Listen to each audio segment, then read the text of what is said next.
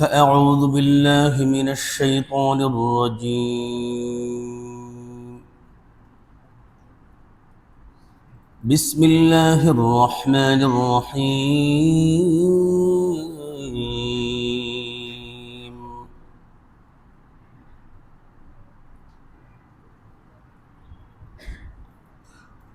فلا تظلموا فيهن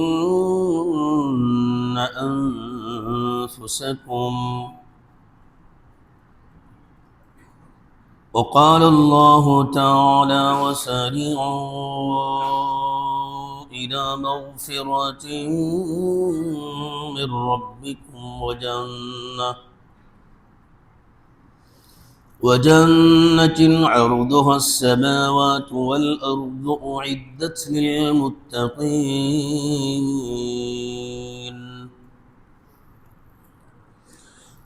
الذين ينفقون في السراء والضراء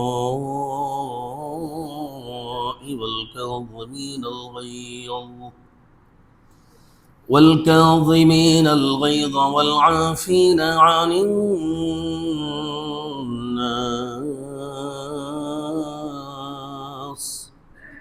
والله يحب المحسنين والذين إذا فعلوا فاحشة أو ظلموا أنفسهم ذكروا الله والذين إذا فعلوا فاحشة أو ظلموا أنفسهم ذكروا الله وقال النبي صلى الله عليه وسلم اتقي محارم تكن أعبد الناس أو كما قال عليه الصلاة والسلام صدق الله مولانا العظيم وصدق رسوله النبي الكريم ونحن على ذلك لمن الشاهدين والشاكرين والحمد لله رب العالمين.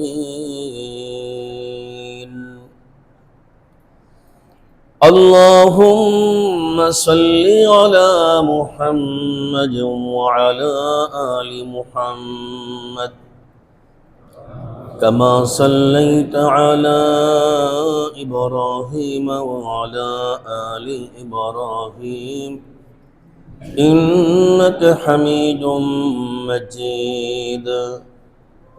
اللهم بارك على محمد وعلى آل محمد كما باركت على إبراهيم وعلى آل إبراهيم إنك حميد مجيد. الحمد لله.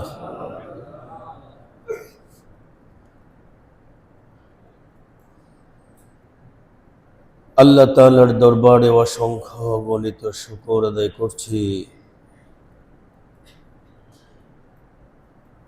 যে সত্তা আমাদেরকে আজকের এই পবিত্র দিন, পবিত্র মাস এবং অত্যন্ত মূল্যবান সময়, যে সময় মসজিদে থাকার কথা সে সময় আল্লাহ তার ঘরে আমাদেরকে প্রবেশ করার জন্য তৌফিক দান করলেন। আমরা সকলেই বলি আলহামদুলিল্লাহ।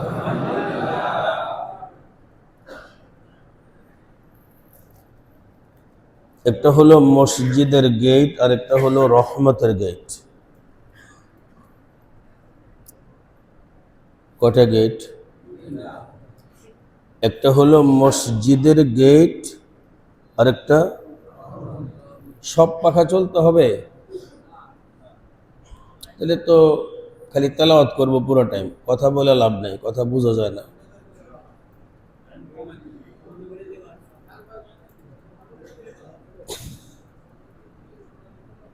আশরাফ, এই মাওলানা আশরাফ, এই পাখার আওয়াজ নিয়ে আমি কথা বলতে পারি না।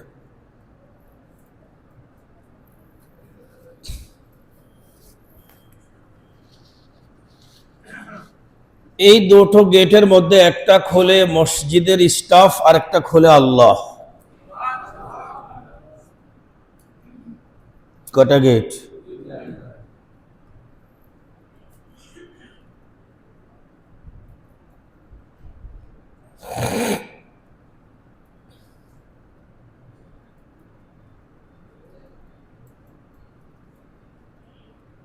যেটা মসজিদের স্টাফ খোলে, এত পাখা চললে কথা বলতে পারবো না তো, পাখা কমাইতে হবে যাতে আওয়াজ আমার কানে না আসে। যেগুলো কমাইলে এখানে আমি আওয়াজ পাবো না।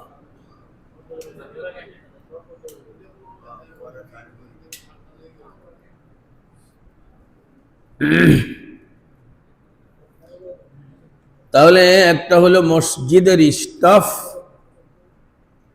যে গেটটা খোলে ওটার জন্য যে কেউই ঢুকতে পারে।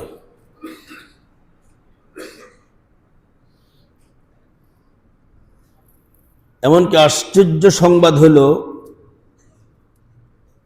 যেই গেটটা মসজিদের স্টাফের খোলার দায়িত্ব, এটা যদি বন্ধ না রাখা হয় তাহলে কুকুরও মসজিদে ঢুকে,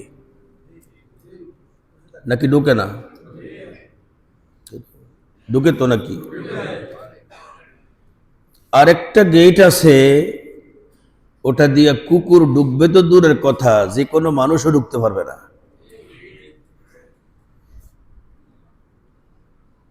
এবং সেই গেটটা মসজিদের বাহিরে দাঁড়ায়া মুয়াজ্জিনকে ডাকলে হবে না, খাদেমকে ডাকলে সেও খুলতে পারবে না, ইমাম সাহেবও খুলতে পারবে না, সেই গেটটা খতিবও খুলতে পারবে না। কমিটি পারবে? সেটা খোলার দায়িত্ব কার? এজন্য একজন মুসল্লি বাহিরে দাঁড়ায়া আল্লাহরে ডাইকা কয় আল্লাহুম্মা,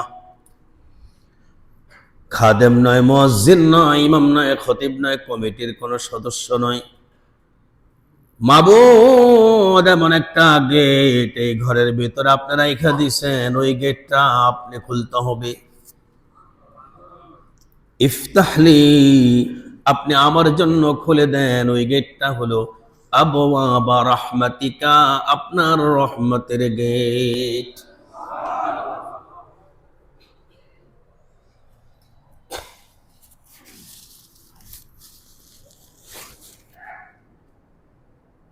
তাহলে এই ঘরে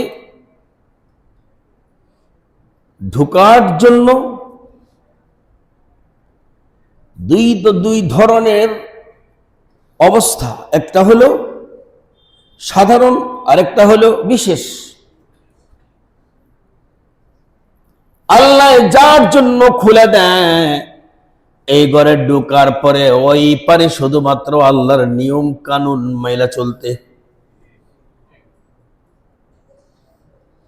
আর ওই গেটটা যদি আল্লাহ না খুলে দেয় তাহলে কিন্তু শয়তানে এই ঘরের ভিতরেও তারে যা খুশি তা করতে দেয়। মনে হয় আপনাদের বিশ্বাস লাগে না? এজন্য দেখবেন মসজিদের ভিতরেও গুনাহ হয় কি হয় না? এই মসজিদের ভিতরে গুনাহ করে কে? যার জন্য আল্লাহ রহমতের দরওয়াজাটা খোলেন নাই, যার জন্য আল্লাহ রহমতের দরওয়াজাটা খুলে দিছে, মসজিদের ভেতরে সে গুনাহ করতে পারে না। ঠিক তেমনি করে চলমান মাসেও প্রবেশ করার দুটো গেট আছে, একটা হলো বরকতওয়ালা গেট, আর একটা হলো বরকত শূন্য গেট। বরকত শূন্য গেটের জন্য কারো কাছে বলার দরকার নাই, অটোমেটিক এই মাসে আপনি ঢুকে যাবেন, হায়াত থাকলেই হলো। কিন্তু এই মাসের ভেতরে একটা বিশেষ গেট আছে, ওই গেটটার নাম হলো বরকতওয়ালা গেট। এজন্য এটাকে বলা হয় শাহরে মুতাবাররাক। সুবহানাল্লাহ। ওটার জন্য আল্লাহ পাককে ডেকে বলতে হয় আল্লাহুম্মা বারিক লানা ফি রজব ওয়া শাবান। আল্লাহর ডেকে বলতে হয় আল্লাহ তাআলা এই মাসের বরকতওয়ালা যে অধ্যায়টা আছে ওটার মধ্যে আপনি আমাকে শামিল করুন। এই গড়ের এই বরকত পাওয়ার জন্য আল্লাহ তাআলা বান্দারে ডাইকে কইছে, রে বান্দা, আমি আল্লাহ এই মাসের এই বরকত তোরে দেব, তবে আমার একটা কথা মান। ফালা তাযলিমু ফীহিন্না আনফুসাকুম। তুই কিন্তু তোর উপর জুলুম করতে পারিস না। পরকালে যে সাজাটা তোর উপরে আসবে এটা তোর কারণে হবে, অন্যের কারণে তোরে জাহান্নামে দেওয়া হবে না। এটা ঠিক তো? ওয়ালা তাজিরু ওয়াজিরাতু উযরা উখরা। একজনের সামান্য বোঝাও আরেকজনকে বহন করা লাগবে না।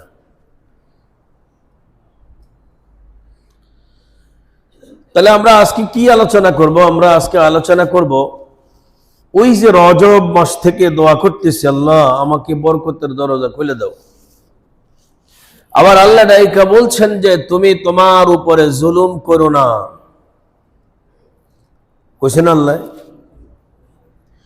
ইন্না ইদ্দাতাশ শুহুরি ইনদাল্লাহ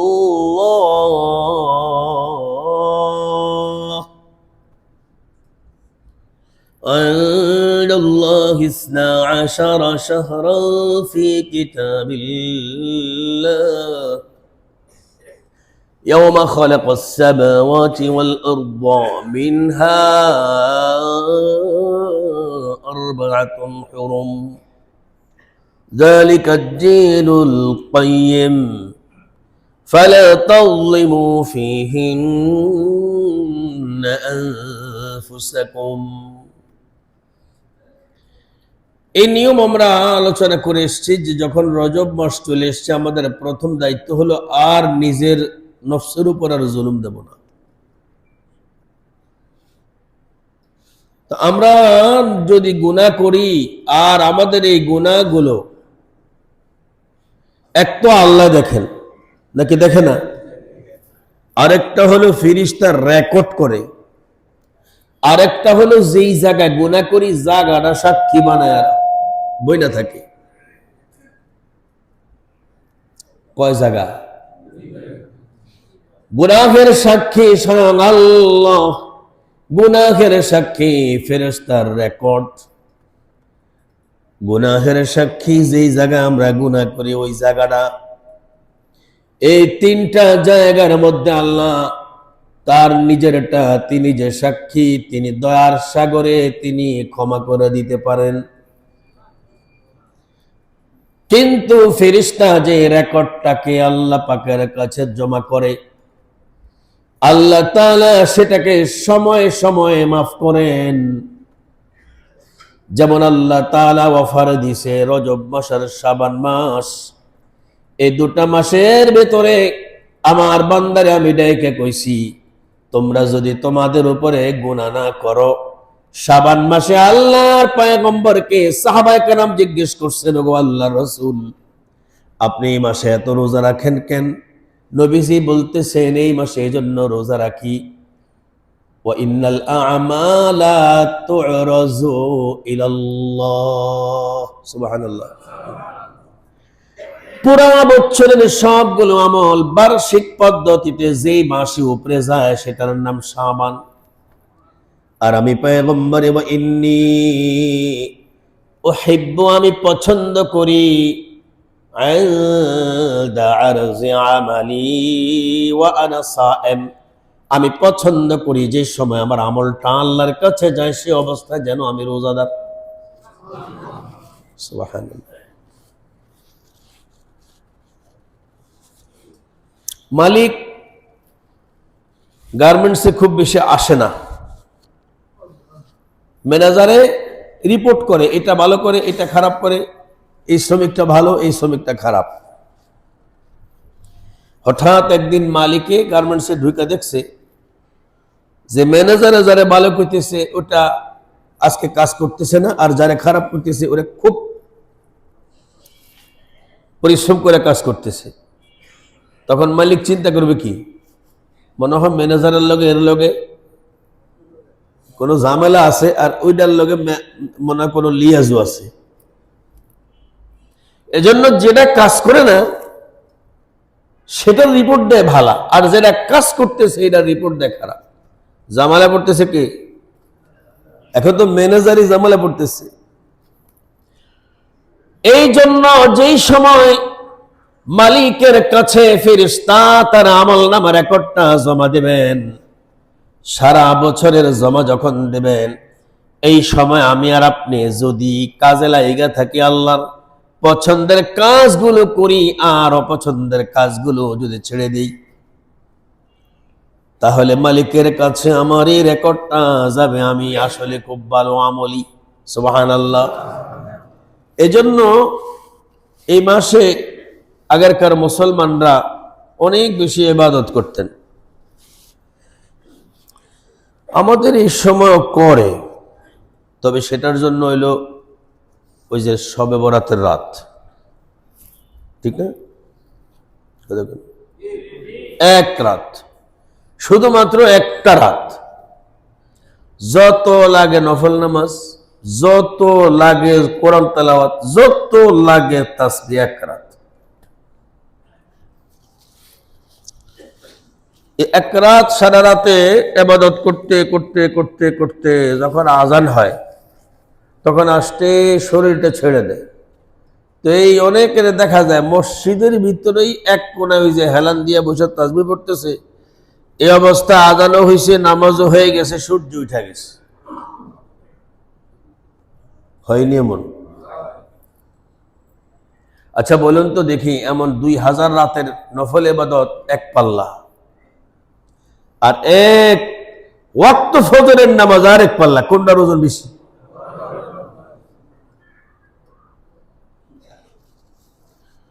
আরে নফল তো করব, তাই বলে কি ফরজ ছেড়া? কতক্ষণ আগে তো ফরজ ঠিক রাখতে হবে নাকি? ফরজ ঠিক থাকলে তারপর। কোন ব্যক্তির যদি এমন হয় যে রাতে নফল ইবাদত করলে সকালে ফজরের নামাজ কাজা হতে পারে, ওই ব্যক্তি রাতে কোনো নফল ইবাদত করবে না। কি এমনই তো নাকি? আচ্ছা, আমরা চলমান মাস হলো আমাদের কাছে কি মাস? শাবান মাস। আমরা এই পর্যন্ত এই যাবৎ যা করলাম প্রত্যেকেই প্রত্যেকের কাছে আমরা একটু খতিয়ে দেখব যে আমি এ পর্যন্ত আসলে আমি আমার গুনাহগুলো ছাড়তে পারলাম কিনা। যেটা আমরা রজব মাসে বলছিলাম, বীজ লাগানোর মাস, মাঠ পরিষ্কারের মাস, গাছের পরিচর্যা করব আমি শাবান মাসে। এখন যদি এমন হয় আমি যদি আমার আমলনামাটা পরিষ্কারই না করে থাকি, গুনাহ এখনো যদি ছাড়তেই না পারি, তাহলে কি আমি বীজ লাগাতে পারবো? অথচ উচিত ছিল কি আরো আগেই আমার মাঠ পরিষ্কার করে আমি বীজ লাগাবো। আবার সামনে চলে আসতেছে লাইলাতুন নিসফে মিন শাবান। কি দিন? কয় তারিখ? কি বার? শুক্রবার না? আবার শুক্রবার আসতেছে লাইলাতুন নিসফে মিন শাবান। তো ওই রাতে আমরা আবার ইবাদত করব। তো সেই রাতে ইবাদত করতে গেলে সবার ইবাদত কি কবুল হবে? কার কার ইবাদত কবুল হবে না? ওই আমল ওই এক রাতে কিন্তু ছাড়া যাবে না। ওই বদ আমল আগের থেকে ছাড়তে হবে। যেমন 1 নম্বরে হিংসুকের কোন আমল কবুল হবে না, ওয়ালাল মুশাহিন, পয়গম্বর বলছেন কোন হিংসুকের কোনো আমল কবুল হবে না। হিংসা কি একদিনই আপনি ছাড়তে পারবেন? বরঞ্চ হিংসা ছাড়ার জন্য প্র্যাকটিস করা লাগে। কি করা লাগে? আপনাদের দেশেও ছিল, আমাদের দেশেও আছে, যে গাছে কাঁঠাল দেখছে, কয় এই গাছটা কার রে? কয়টা অমুকের। কয় এগুলো কি সব কাঁঠাল? কহ তো ওই লাঠি দিয়ে যে ধরে রাখছে, এই অবস্থায় সব আস্তে ঝরে ঝরে পড়ে গেছে। এমন মানুষকে আপনারা দেখছেননি কখনো? আর এখন তো কম, এগুলো আগে আরো বেশি ছিল। এটারে আমাদের আঞ্চলিকতা বলে মুখ দোষ। কি দোষ? হ্যাঁ, এটা তো আসলে মুখ দোষ না, এটা চোখ দোষ। হাদিসের ভাষায় এটা মুখ দোষ কয় না, হাদিসের ভাষায় বলা হয় এটা হলো চোখ দোষ। পয়গম্বর বলেন ওয়ান নাজরু হাক্কুন, এই চোখে এটা কিন্তু সত্য। তোমার চোখের দ্বারা তুমি কি করতে পারো? একজন চলমানকে কবরে পৌঁছাইতে পারো, আর একটা চলন্ত ওটকে ডেক্সিতে ঢুকাইতে পারো। কি সুবহানাল্লাহ কইবেন না নাউজুবিল্লাহ কইবেন? না, এখানে তো সুবহানাল্লাহ কইলে আরো নিজের দিকে বেশি আসবে। কি বলতে হবে? তার মানে এমন চোখও আছে যে চোখ দিয়ে তাকালে ওট আর দাঁড়ায় থাকতে পারে না, ওট কাত হয়ে পড়ে যায়। তখন মালিকে দৌড়ায় ছড়িয়ে না জবাই করে পাক শাক করে পাতিলে ঢুকায়। নবীজি কি কয় জানেন? কয় এমন চোখ আছে যে চোখের কারণে চলন্ত ওট আর চলতে পারে না, ওটা পাতিলে ঢুকে যায়। কি দোষ? মুখ দোষ না চোখ দোষ? এই লোক যদি বোবাও হয়, মুখে যদি কোনো কথাও বলতে না পারে, শুধু চোখ দিয়ে তাকায়, তারপরেও তার কাজ হয়ে যাব। কি? কিন্তু যদি অন্ধ হয় তাহলে কিন্তু এই কাজটা হবে না। তার কারণ এটা মুখ দোষ নয়, এটা হলো চোখ দোষ। মনে থাকবে তো? এখন প্রশ্ন হলো চোখ দোষ সৃষ্টি হয় কোত্থেকে? আসলে চোখ দোষটা সৃষ্টি হয় হিংসা থেকে। কিসের থেকে? তার মানে এমন কথা জাগে, অমুকের অবস্থা এত ভালো, কা অমুকের গাছে এত ফল কেন, আমার গাছে কেন ফুল ধরে না? এই যে ভিতরে এমন কঠিন একটা হিংসা বাস করে, হিংসা থেকে তার ভিতরটা পুড়ে গেছে। চোখ দিয়া এটা চায়া কল্পনা করছে, তার পোড়া জায়গাটা তার ফলে গিয়া লাগছে। তাহলে হিংসা কি শুধু আপনি শুক্রবারের একদিনের ওয়াজে ছাড়তে পারবেন? এজন্য আজকের থেকে না, একেবারে নিশ্চিত আমি আর হিংসা করব না।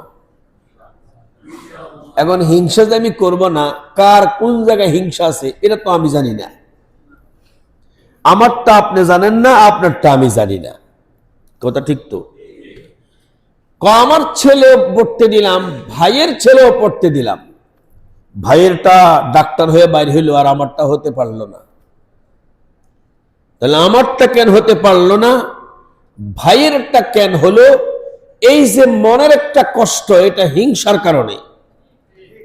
এটা দূর করার জন্য আরেকটা চিন্তা করতে হবে, এই ডাক্তারটা আমার বংশে হয়েছে, এটা যদি অন্যের বংশে হতো তাহলে আমার বিপদের সময় আমি তারে পাইতাম কই? আমার ভাইয়ের ঘরে ডাক্তার হওয়ার কারণে বিপদে আপদে তারে আমি ডাকতে পারবো। খুব সহজে আস্তে আস্তে করে নিজের ভিতর থেকে যার যেই জায়গায় হিংসা কাজ করে সেই জায়গাটা সরাতে হবে। রাসূল করিম সাল্লাল্লাহু আলাইহি ওয়াসাল্লাম বলেন, যতই তওবা করো, ভিতরে হিংসা থাকলে তোমার তওবা কবুল হবে না, কোনো লাভ হবে না। যতই তুমি হজ উমরা করো, তোমার ভেতরে যদি হিংসা থাকে কোনো কাজ হবে না। যতই তুমি কোরআন তেলাওয়াত করো, তোমার ভেতরে যদি হিংসা থাকে কোনো কাজ হবে না। এই জন্য এক নম্বরে তোমাকে হিংসা ছাড়তে হবে। আর এই হিংসা ছাড়ার জন্য আমাকে আর আপনাকে যে কাজটা করা লাগবে সেটা হলো এটা, আমি আমার আল্লাহর পক্ষ থেকে নিয়ামত গ্রহণ করে নেব। আল্লাহর পয়গম্বর এক হাদিসের মধ্যে বলেন, এই বেটা তুই হিংসা করবি কেন? যে জিনিসে তোর হিংসা লাগে, অর্থাৎ যেটা তোর কাছে কষ্ট লাগে, এটা কষ্ট লাগে কেন? এটা তো এই বেটার কাজ না, কাজ টাকার।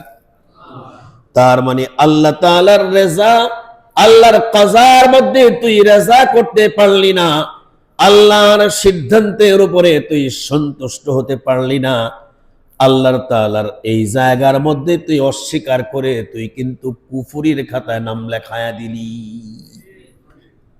ভালো মন্দের মালিক কে? ওয়াল কদরি খায়রিহি ওয়া শাররিহি মিনাল্লাহি তাআলা। সারা জীবন খালি ঈমানগুলো পড়েই গেলাম, কিন্তু আমি একটা বড় চিন্তা করলাম না ভালো মন্দ এটা যে আসলে দুনিয়ার কারো হাতে না, এটা আসলে কার হাতে? আমি সাময়িকভাবে দেখতে পাচ্ছি আমার কিছু একটা ক্ষতি, কিন্তু আসলে আল্লাহ না, যা করে আল্লাহ ভালোর জন্যই করে। তাহলে আমার যা কিছু হচ্ছে আমি মনে করবো যাক এটা আল্লাহর পক্ষ থেকে হচ্ছে, আমি চেষ্টা করলাম কিনা সেটা দেখার বিষয়। কথা ঠিক তো? অথচ আমার এই সন্তানগুলো আমার কাছে যেটা পাওনা আমি ওই পাওনাটা দেই না। আমার এই সন্তান আমার কাছে ভালো একজন মা পায়, আমার এই সন্তান আমার থেকে সুন্দর একটা নাম পায়, আমার সন্তান আমার পক্ষ থেকে দ্বীন শিক্ষা পায়। এই তিনটা জিনিস না দিয়া আমি তারে অন্য রাস্তায় রাস্তায় ঘুরালাম, হলো না। আমার খুব হিংসা হলো, আরেকজন হলো কেন? আমার কাজ হলো আমি তার পাওনাদারের পাওনা পরিশোধ করব। তাহলে আমরা হিংসা কিভাবে ছাড়বো? আমরা প্রত্যেকে নিজে নিজে প্রশ্ন করবো, আমার কোন জায়গায় হিংসা? পারবো তো ইনশাআল্লাহ? আরেকটা জায়গা হলো যে ব্যক্তি বাবা মাকে কষ্ট দেয়, উকুকুল ওয়ালিদাইন, আছে না নাই? সবার সঙ্গে বন্ধুত্ব, মা বাবার সঙ্গে কোন রকমের ভালো সম্পর্ক নেই। এই ব্যক্তি যতই তওবা করবে, যতই ইবাদত করবে, কোনো কাজ হবে না। আল্লাহ তাআলা তার থেকে কোনো ইবাদত নেবে না। তার কারণ তার মা, তার বাবা তার প্রতি অসন্তুষ্ট, যেহেতু সে পিতা মাতার অবাধ্য। কিয়ামতের আগে এটা কিয়ামতের আলামতেরই একটা অংশ। আল্লাহর রাসূল বলেন, যখন দুনিয়াতে সন্তান তার মার বাবার প্রতি অবাধ্য হতে হতে হতে হতে এমন একটা চূড়ান্ত পর্যায়ে যাবে, মনে রাখো এই দুনিয়া আর বেশি দিন নাই, কারণ এমন পরিবেশ আল্লাহ তাআলা দেখতে চান না।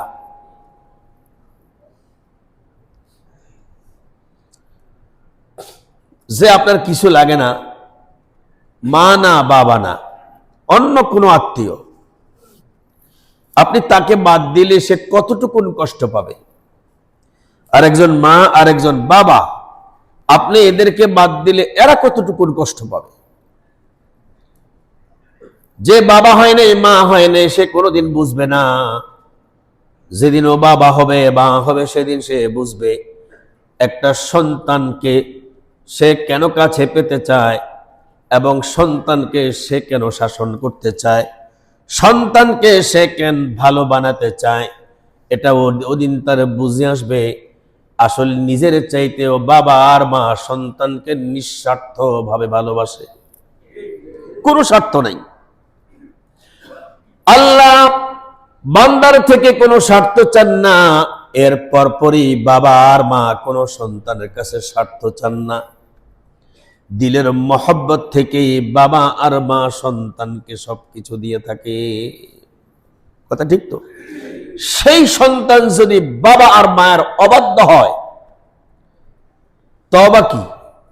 যদি ও মনে করে যে আমি সর্বোচ্চ আল্লাহর কাছে গিয়ে আমি নিজে বুজুর্গ হয়ে যাব, আল্লাহর রাসূল বলে যা গাদা, তো ওইখানে নামই যাবে না। কারণ তোর আল্লাহ তোর প্রতি সন্তুষ্ট না অসন্তুষ্ট, এটাকে পরীক্ষা করার জন্য তোর যন্ত্র, তোর মেশিন হলো মা আর বাবা। তাকায় দেখ তোর মা তোর বাবা তোর প্রতি কি সন্তুষ্ট না অসন্তুষ্ট। তারা যদি সন্তুষ্ট হয়, দুনিয়ায় বসে বসে তুই লেখানে তোর খোদাও তোর প্রতি সন্তুষ্ট। আর যদি দেখ তোর মা তোর বাবা তোর প্রতি অসন্তুষ্ট, তুই নিশ্চিত মনে করতে পারিস এই মেশিনে ধরা পড়লো তোর আল্লাহ তোর প্রতি অসন্তুষ্ট। পয়গম্বর বলেন, রিদার রাব্বি ফি রিদাল ওয়ালিদাইন ওয়া সাখাতুর রাব্বি ফি সাখাতিল ওয়ালিদাইন। মা বাবার সন্তুষ্টিতে আছে আল্লাহর সন্তুষ্টি, মা বাবার অসন্তুষ্টিতে আছে আল্লাহর অসন্তুষ্টি। তাহলে শবে বরাতের দিনই আমি আমার বাবা আর মায়ের সাথে সব সম্পর্ক ঠিক করে ফেলবো, এটা কিন্তু সম্ভব না। এজন্য এখন থেকে বাবা আর মার কাছে আস্তে আস্তে করে অতীতের সব কিছু, একদিনই তো লাগে। বাবা আর মার কাছে গিয়ে যদি বলা হয়, মা আমি আপনার সাথে এই বেয়াদবি করছি, আর কখনো করব না, আল্লাহ যেমনি করে নগদ মাফ করে দেয়, ঠিক তেমনি করে মা হোক বাবা হোক নগদ মাফ করে দেয়, যে আমি আমার সন্তানটা ফেরত পাইছি, আলহামদুলিল্লাহ। এগুলোর উপমা অনেক আছে হাদিসে, যে আল্লাহর এমন বান্দা ফেরত পেলে আল্লাহর কাছে কেমন লাগে। রাসূল সাল্লাল্লাহু আলাইহি সাল্লাম এক দীর্ঘ হাদিসের মধ্যে মরুভূমির হারিয়ে যাওয়া পথিকের মতো, ওট হারিয়ে যাওয়া ঘুমন্ত পথিকের একটা উদাহরণ পেশ করছেন, যে একজন পথ হারা বান্দা যদি আল্লাহ পাকের কাছে ফেরত আসে, আল্লাহর কাছে কেমন লাগে। নবীজি এক দীর্ঘ হাদিসে বলেছেন যে এক পথিক মরুভূমিতে অনেক দিন যাবৎ চলতেছে, চলতে চলতে আর ভাল লাগে না, অপেক্ষা করতেছে কোনো একটা জায়গাতে যদি একটা গাছ পাইতাম একটু ঘুমাইতাম, কারণ ঘুম তো শরীরে চায়। এখন ওট রেখে ঘুমাইছে, ঘুম থেকে জাগছে, জায়গা দেখছে ওট নেই। ওটের মধ্যে তার সবকিছু, খাবার দাবার কাপড় সুপড় টাকা পয়সা সবকিছু ওটের মধ্যে। ওটের যেই বক্স তাকে কাজোয়া বলা হয়, সবকিছু তার কাজোয়ার ভেতরে। ও এখন নিশ্চিত যে আমার অবস্থাটা কি হবে। তখন সে মনে মনে মাপে, আমার এই আরামের জায়গাটা থেকে গন্তব্য মাঝখানে মরুভূমির পথটা কতটুকু, আসলে কি এত পথ আমি কি ওটটা ছাড়া কি যেতে পারবো। তখন সে জরিপ করে দেখে, না আমি মরে যাব। আল্লাহর পয়গম্বর বলেন, আমার ওই উম্মত তখন মরার জন্য ঘুমিয়ে পড়ে। ঘুমানোর জন্য না মরণের জন্য? কোন ভালো করে কোন? আমার ওই উম্মত তখন ঘুমায়া পড়ে এই জন্য যে সে যেন মরে যায়।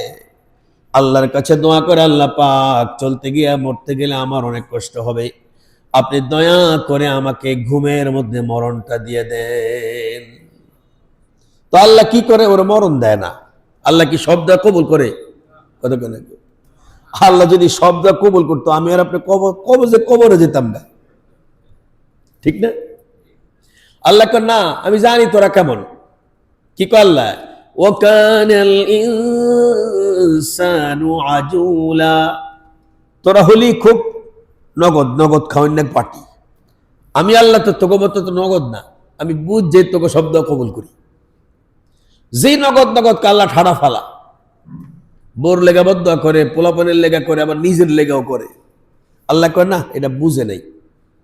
আর এই ব্যাটা শুইছে কি মরার জন্য। আল্লাহ এটা মারে না, না মাইরা আবার জাগায় দেয়। এখন জাগার পরে ও তো দেখছে ও মরে নাই, তখন সে মনে মনে চিন্তা করে, এত দোয়া করে হইলাম মরার জন্য, আমার যে কি অবস্থা হলো, মরলাম না তো। এদিক সেদিক তাকায় দেখি তার পিছনে তার ওটটা দাঁড়ায় আছে। এখন সে কি আল্লাহ না মারার কারণে এখন খুশি হয়েছে না নারাজ হয়েছে? এই খুশিতে সে নিজের বান্দার জায়গা কয় আমি খোদা, আর আল্লাহরে খোদা কোয়ার জায়গা কয় তুমি বান্দা। অতি খুশিতে যা হয়। পয়গম্বর বলেন, তুমি কি জানো ওই ব্যক্তি কত খুশি হইয়া তার মুখ থেকে এমনটা বেরিয়ে যায়? আল্লাহ পাকের হারিয়ে যাওয়া কোন বান্দা যখন ফেরত আসে, আমার আল্লাহ তাআলা তার চেয়েও বেশি খুশি হয়ে যায়। তাহলে আমাদের কাজ কি হবে?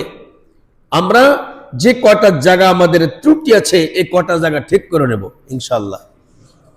এর মধ্যে একটা জায়গা হলো, বাবা আর মা যদি আমাদের কাছ থেকে কোনো কষ্ট পেয়ে থাকে, বাবা আর মায়ের এই কষ্টটা আমি যে কোনো উপায় আজকে শুক্রবার থেকে আগামী শুক্রবার পর্যন্ত ফিনিশ করবো ইনশাআল্লাহ। রাজি নি আপনারা সবাই? আরে সবার তো মা বাপ নাই। যার বাবা মা নাই তার দায়িত্বটা কি হবে? সে আল্লাহ পাকের কাছে বলবে, আল্লাহ যত বড় ক্ষতি আমার বাবা মায়ের মনে কষ্ট দিয়ে আমি করলাম, মাবুদ আমার বাবা মা কবরে তারা যদি কোনো কষ্ট থাকে, আমি আজকের এই দিনে এই আমলটা করলাম, এর বিনিময়ে আপনি আমার বাবার মায়ের ওই কষ্টটা দূর করে দেন। তখন আল্লাহ পাকের কাছে যে আমলগুলো অতি প্রিয়, সেটা অনেক আমল আছে। যেমন অনেকের বলি, ভাই ইসলামের জন্য কে কে জীবনটা দিবেন? তখন হাত উঠায় খুব তাড়াতাড়ি। তো জানের পরে কিন্তু মাল। যদি কেউ বলে ভাই কে কে মাল দিবেন, এবার আস্তে করে নিচের দিকে ছায়া থাকে। জান দিব কিন্তু কি দিব না। আসলে কি আমাদের কাছে জানের চেয়ে কি মালের মহব্বত বেশি? কোশ্চিন কালেও না। কারণ জান দিব যে কইছে, জান তো এখন পকেটে না যে আমার এক্ষুনি দিয়ে দিতে হবে, কিন্তু মাল তো পকেটে।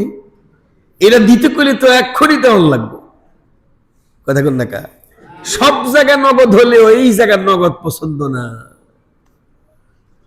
যাই হোক, তাহলে আমরা এই আরেকটা আমাদের বদ আমল আছে, সেটা হলো কথায় আর কাজে আমরা এক না। কি কথা ঠিক তো? পয়গম্বর বলেন, রমজানের আগে তোমাকে ঠিক করার জন্য তিনটা আমলের একটা বদ আমল। তোমার কথা আর কাজ যদি এক না হয়, তাহলে কিন্তু তোমার কোনো তওবা কবুল হবে না। তোমার কথা আর কাজে কুরে ঠোয়া লাগবে। পারবো তো ইনশাল্লাহ? আর এটার জন্য সবচেয়ে বড় ক্ষতিকর হলো মিথ্যা। কি? এবার আমরা শবে বরাতের আমল করতে গেলে অনেকে প্রশ্ন করেন, কি হুজুর শবে বরাতের হাদিস কি সহি না কি সহি হাদিস না আমার কোন? তা আমরা কই, আচ্ছা সহি হাদিস কইতাম আগামী শুক্রবারে কব।